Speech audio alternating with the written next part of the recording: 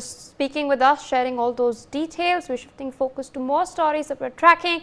Congress leader Shashi Tharoor has admitted that he was left with an egg on his face for opposing India's balanced stance on the Russia-Ukraine war when it commenced back in 2022. Speaking at the Raisina Dialogue in the national capital, the MP from Thiruvananthapuram has acknowledged India's approach, has positioned it rather uniquely to play a role in fostering lasting peace. Let's listen in to what Shashi Tharoor has stated.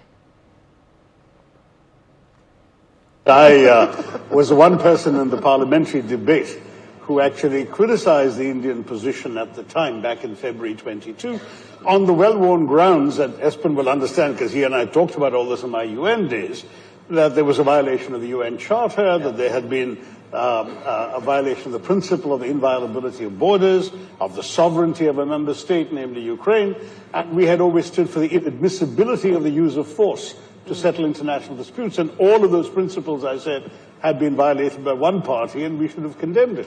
Well, a couple of years later, 3 years later, it does look like I'm the one with egg on my face, because clearly the policy has meant that India has actually a prime minister who can hug both the president of Ukraine and the president of Moscow 2 weeks apart and be accepted in both places, and therefore India is in a position where it can make a difference. All right, viewers, there of course we've heard what Congress Member of Parliament from Thiruvananthapuram, Shashi Tharoor, has had to say. My colleague Anand Singh with us. Anand, Shashi Tharoor has clearly stated that he was left with an egg on his face. He's of course recalled the moment in the parliament back in 2022 when he had opposed the government's stance.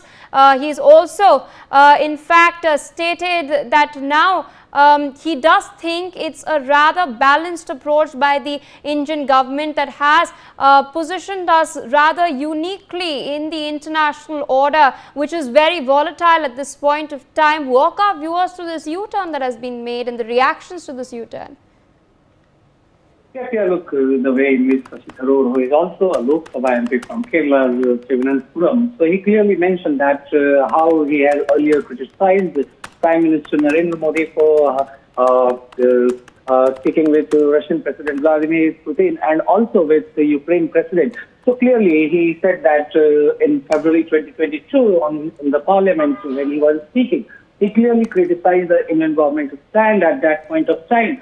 However, down the line 3 years now, so he is now left with wiping his face with eggs on it, and he clearly stated that whatever his comments he had made at that point of time in parliament, that looks incorrect, the way in which the position of India has grown in last 3 years, as now Prime Minister Modi has once again been the central stage to when the talks are going on to bring a freeze on the war between Russia and Ukraine. So clearly this is the admission that Shashi Tharoor has made while speaking at the Raisina Dialogue over here yesterday. So clearly, Shashi Tharoor, who has been known for putting his voice clearly, he has once again changed his stance and he has taken a U-turn, and he mentioned that he was incorrect, that he had criticized Prime Minister Narendra Modi at that point of time in February 2022, and thus he is making this admission. Back to you.